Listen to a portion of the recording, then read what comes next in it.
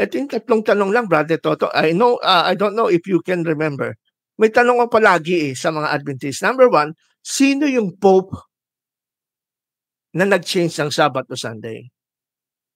Ano yung pangalan ng Pope na yan? Bakit sa napakatinding spekulasyon na kung saan ang kasaysayan ay malaki ang epekto nito sa kasaysayan, how come hindi ma-identify kung sino ang Pope na nag-change ng Sunday, ng Sabbath to Sunday? Sinabi lang ni Ellen White, the Pope changed the Sabbath to Sunday. Nakita niya sa pangitain, Pope is different from papacy.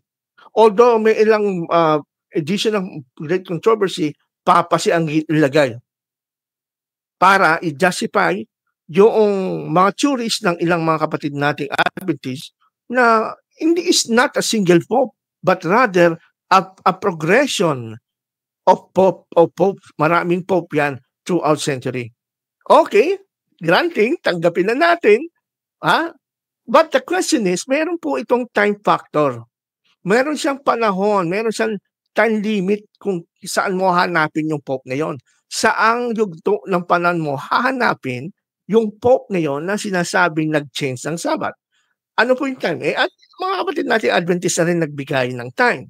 Ito yung based na sa prophecy ng Daniel chapter 7 verse 25 na 3.5 years kung saan ang little horn, maliit na sungay, ay sisikapin, tinatawag nilang sikapin baguhin ng kautusan, na tinatawag na yung years na yon, 1,260 years, from 538 AD hanggang 1798 AD, dun mo tatagpuan, dun mo hanapin kung sino yung Pope na yon. Unfortunately, Brother Toto, marami kasi mga kapatid natin Adventist na hindi naman nila kabisado yung calculation ng Daniel 7:25 sa doctrine nila. Kaya kahit anong tanong ko, wala masagot. Meron naman mga pastor, ang layo ng sagot. Meron sinuturo silang Pope, Kaya lang, wala dun sa pagitan ng limit ng years between 538 AD hanggang 1798.